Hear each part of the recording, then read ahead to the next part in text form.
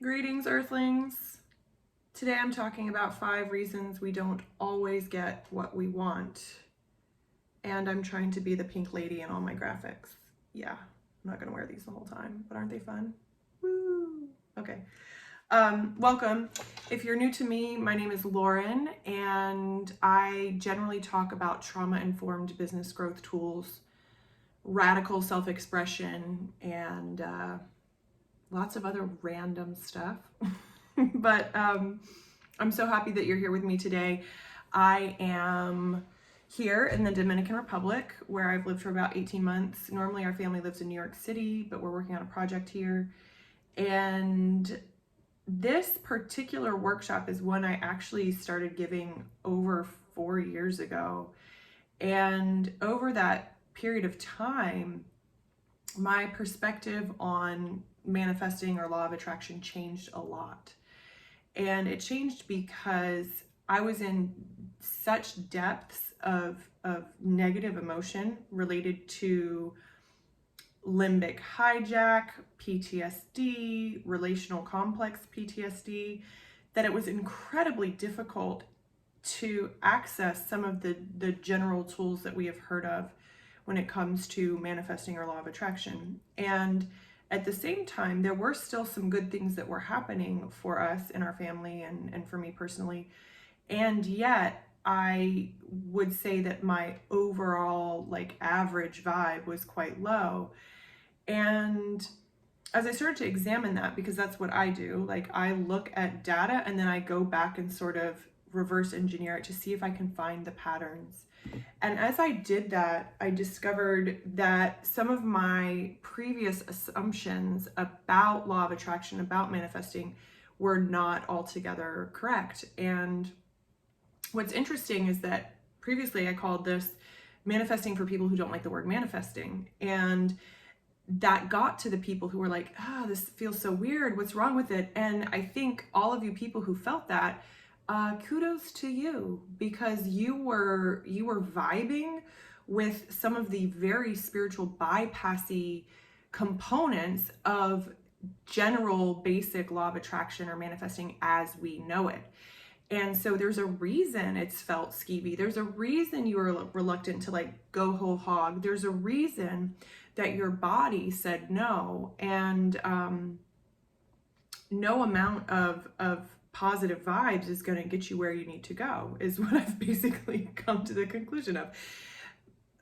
Mostly because we live in these human bodies and we are going to feel things that are technically low vibe. And a lot of LFA would have you move immediately out of those low vibe feelings, those low vibe sensations, and work to get to higher vibe stuff immediately so that you don't manifest something terrible. And wow, that's not how it works. But also, I'm in the no emotion left behind camp. I'm in the camp of we got to feel those emotions. We don't necessarily have to make them mean anything, but we do have to feel them in our bodies. We have to feel those physical sensations. And if we deny ourselves that fundamental need, right, in the service of trying to manifest something, we are really going to get to that in a very stunted way. And we won't have access to the full spectrum of human experience, and we'll certainly be allowing some of our traumas, whether they're karmic or past or present, to live and exist in our bodies if they're not actually actively felt. So well done if you're I'm not into that manifesting stuff.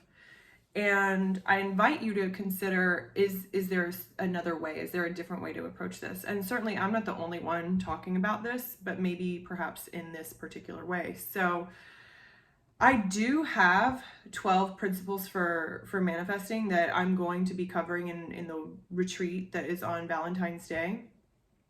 But beyond that, there are just some beliefs that I think it's important to share, and also to help you realize that it doesn't mean you're doing it wrong if you're not getting what you want. There are really, really excellent and valid reasons that you don't get what you want, and we're going to dive into that today. So without further ado, shall we do that? And I feel like there's one more concept that we need to make sure that we're all on the same page. Well, if it comes to me, I will let you know. Okay, why don't we get what we want? I mean, wouldn't it be awesome if we just always got what we want? That's what we think. I don't think it would be awesome. I think we'd be in store for a lot of messed up stuff.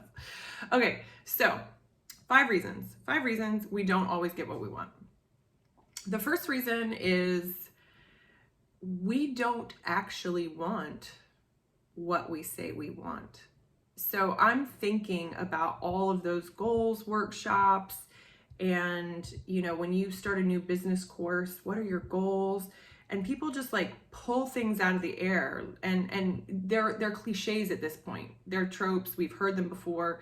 Oh, I'm gonna have 10K months. Oh, I'm gonna have a 6-figure year. Oh, I'm gonna hit 7 figures. Like whatever it is, there's always usually a cliched money goal floating around.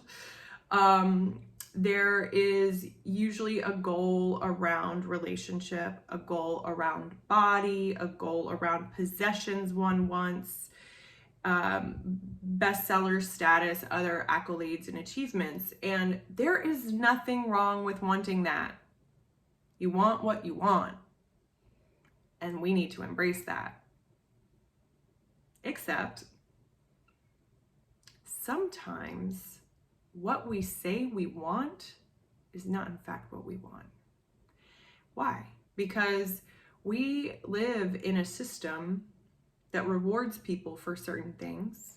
You grew up in a family system that rewarded you for certain things and punished you for others.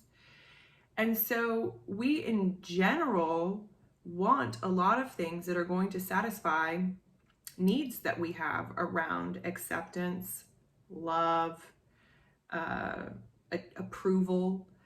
And it's really hard to untangle the wants, the desires, the goals we have for ourselves just because they're our deepest longings from our conditioned habitual response to the question about goals or wants and desires.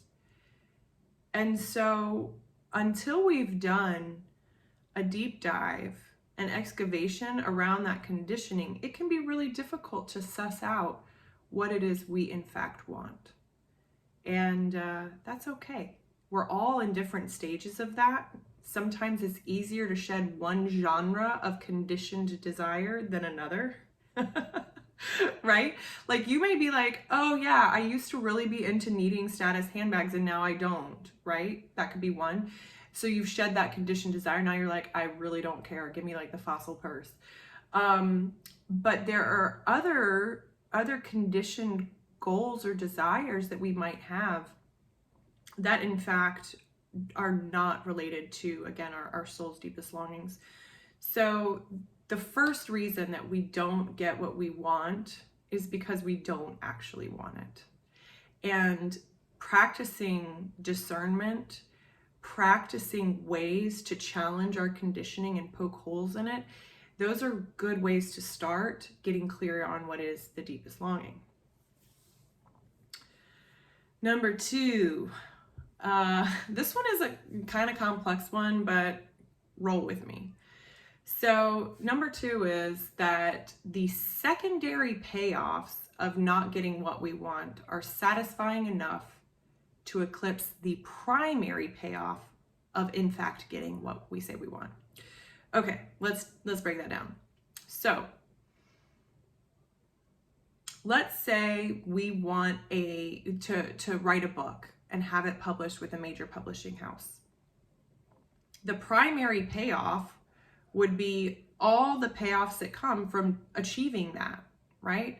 So achieving the status, the money perhaps, depends what your thoughts are about the traditional publishing world, and just the satisfaction, the internal satisfaction of having achieved that milestone, the delight in working with a team to bring it to life, because you've got an editor and you've got copy editors and you've got a book cover designer, and there's a lot that happens to bring a book to market. So there's a huge primary payoff, right? Well, if you say that you want that, but you're not getting it, right? Like maybe the book proposal isn't going so well, or that first manuscript has really proven tough to crack, or whatever. That is a state in which you are experiencing secondary payoffs. Let's say it's taking you like 5 years and you still say you want to do it, but you haven't done it. Note to self, more like 20 years.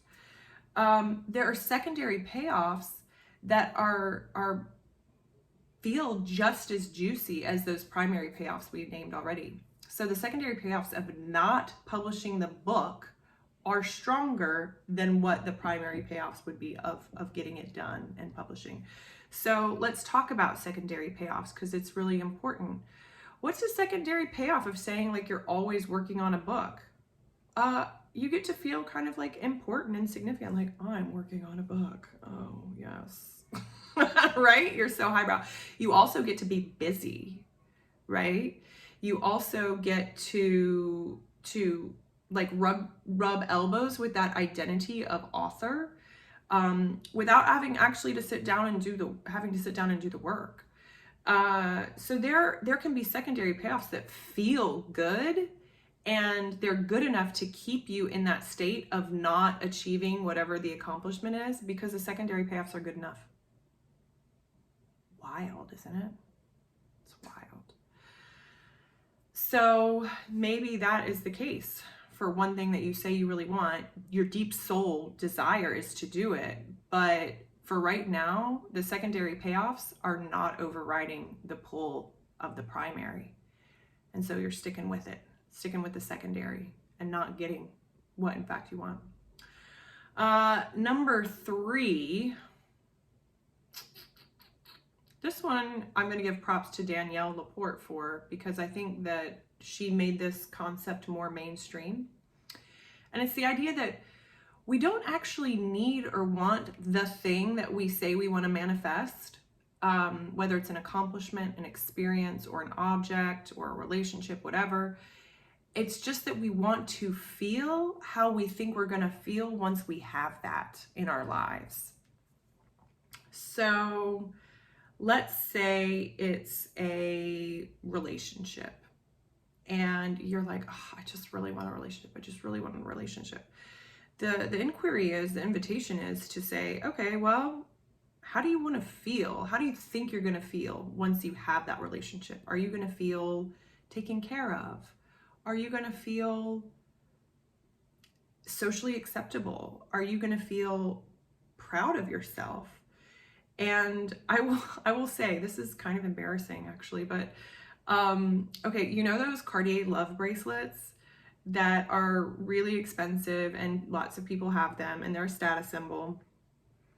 And someone when I was dating bought me a Cartier love bracelet and I wore it, and it made me feel like special. It was like a physical representation of our relationship that made me feel good. And it's kind of sad. That's why I'm a little bit embarrassed about it. And I sold it. It was pretty though. It was rose gold. It was nice.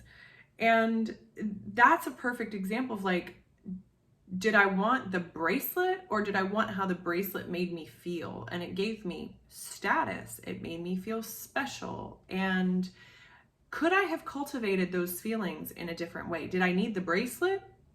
Did I need the relationship?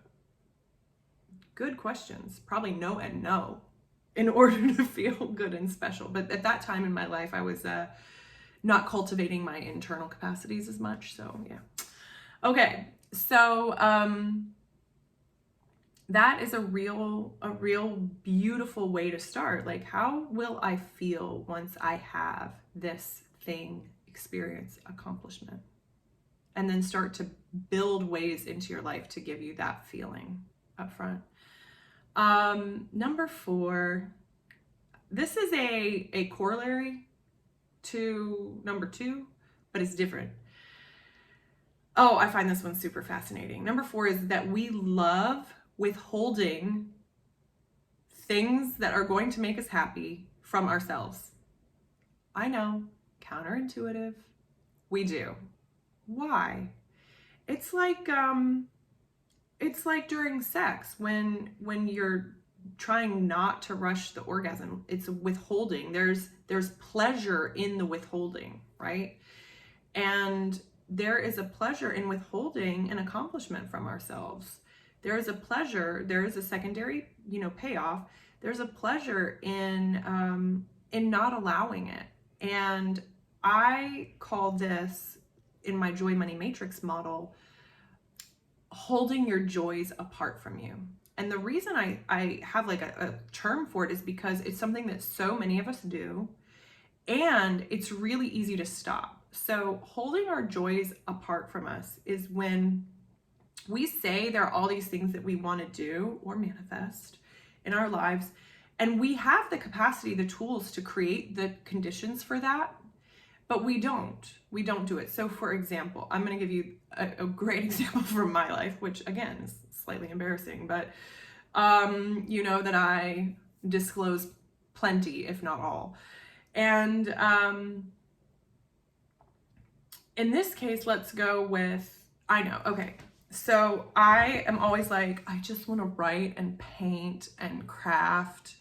And I'm sitting in an office right now that is my creative space, and it is a shit show. It is so messy that I don't even have a flat surface to do anything on, crafting or otherwise. And I have so complexified my life that there feels like not any time for such frivolity. But if not now, when, right? Like, it doesn't cost money for me to use supplies I already have to do things that I want to make, right? Like I'm holding that joy away from myself. And that's just one example. There are so many examples of how we do this. And I encourage you to look at your own life and say, what are the things you keep telling yourself year after year? You're going to do that finally. You're going to do that finally. What joy have you been holding away? And what can you do today to bring that joy closer? For the record, we are about to hit the Lunar New Year, the Chinese New Year, and I love superstition, so I'm in. And also, like, we lived on the border of Chinatown, so everybody celebrates Chinese New Year. But one of the real key things for Chinese New Year is you have got to start the new year with like a clean slate, a clean house. And one of the things that I'll be doing after this video is cleaning out this office, just like literally clean slating it. And one of the things that I am making a pact to do is to not hold my joys away from me, specifically related to crafting and painting, because I love it. So I encourage you to tell me in the comments if you do hold joys away from you. I want to know what you're going to do about it, because this is a new year. I love a new year. I love the Chinese New Year. I love the Jewish New Year. Yay. Okay. That's number 4. We have one more to go. Yes, this is a long video. Yes, you love me. Okay. This one is one of my faves because I made it up. And number 5 is one of the reasons that we don't always get what we want when we're trying to manifest is because we get stuck somewhere in our creation cycle. And I've identified 8 stages of a creation cycle. And usually we have 1 or 2 where we spend all of our time and we get tons of juice. Secondary payoffs, hey. And so let me give you a rundown of the creation cycle, and I'll give a quick definition, and then we'll talk a little bit more about examples, okay? So the first step is inspiration. That's when you're the open vessel. Next is ideation. It's when things are starting to coalesce. The third is planning. Just FYIs, a lot of people love this particular spot, planning. You can just get your hands dirty and never leave planning. Guilty. The next is this cycle 4 is creation. This is the actual getting it done, getting it down, doing the thing. Here's one that sometimes stumps people: completion, bringing it to completion, tying all the loose ends together. The next one is celebration, one that often gets overlooked, but also can pair next with the next one, sharing. always important, not always important, but important enough that it's there and it's its own part of the cycle. And then the final one is where a lot of magic happens and we forget about it, is iteration. And that's where we move into mastery. Okay. So if we're trying to get something that we want, sometimes we are stuck in one of these cycles. And this applies to a quote unquote creative project as much as it applies to let's say a relationship. So what do I mean by like, how does this apply to a relationship? It's a good question. Inspiration, like you have to be inspired to be like, yes, I'm open. I want to be in a relationship. Ideation of like, what would I like? What is appealing at this point in my life stage? I don't know. Planning, like, okay, what am I going to do about it? Creation, actually doing it. Completion, bringing that process to completion. And that we're moving into a little bit of a murky area with that related to a relationship, but trying it out, I think would be completion. And celebration and sharing certainly are big parts of relationship. And then iteration, one could say that could apply to the dating cycle or perhaps to marriage. So I'm gonna let you take that however you want on the iteration piece. But Esther Perel, she said at a dinner party at our house that she had 3 marriages to the same man, which my husband thought was like, we weren't married at the time, but he thought that was such a great quote. And it is, it's a fantastic quote. And if you're not familiar with her work, check it out. But the iteration piece doesn't necessarily have to mean a different person. So those are the 5 reasons we don't get what we want when we say we're manifesting. So let's go through them very quickly. 1, we don't actually want what we say we want. It's our conditioning speaking. 2, we so love our secondary payoff that who cares about the primary payoff? Forget about it. 3, we don't actually want or need the thing, experience, or accomplishment. We really just want to feel how that's going to make us feel. And you don't need the thing in order to feel that. Cool. 4, we secretly love withholding things from ourselves. We love holding our joys apart. It's so much easier. And then 5, we're stuck somewhere in the 8 cycles of creation, but most likely in one of just a few. So, golly, what are we supposed to do? How do we get what we want? Good question. That's what we're going to talk about. So you can check out the link, of course, to join me. I'd love to have you on Valentine's Day, because that's a way to show ourselves some self-love, is to go in to get clear on what we really want for ourselves, what we desire. What better day to do that? I actually kind of like Valentine's Day. We'll talk about that some other time. What we desire, and then how do we go about removing all the things that keep us from connecting with what we want, if that's indeed the path, and doing it in a way that doesn't shame us for having uncomfortable, painful suffering, that doesn't require us to hold positive vibrations for 17 seconds at least, that doesn't shame us if it's not working out and say, oh, you caused that. Oh, that's the last thing. I'm going to end on this. Okay, we must know that I don't believe that there is a quid pro quo law of attraction manifestation. I don't think that if you vibe with this, then you are going to get that. I don't believe that. I think the world has enough chaos in it that crazy stuff can happen to any of us. So please know that that is not where I'm coming from. And I also think that, yes, we have the power to control our emotions and our actions. And that is a huge, huge gift and responsibility. And that even if things that you're experiencing are really, really shitty right now, there are ways that your creative power is so in effect at this moment that it is exciting. One caveat is if you are in an active limbic loop, if you are actively dealing with PTSD triggers, I don't think that this is the thing for you. I will have some posts coming soon that I think would address where you are, because if someone had told me some of the things that I'm going to share on Valentine's Day when I was in the active part of PTSD, I'd been like, yeah, fuck you. No thanks. You don't know what I'm talking about. And so I want to acknowledge your bravery and strength. And I also want to encourage you to be very gentle with yourself and discern if now is the right time to delve into practices like this, or if it's time to take a step back and really give your specifically central nervous system some TLC so that it can get to a stasis, and then it can take in some of the stuff a little bit better. But like I said, I have some things coming.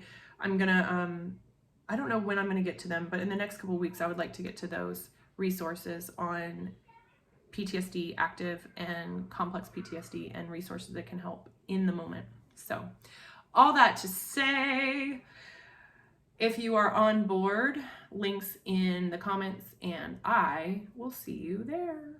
Bye.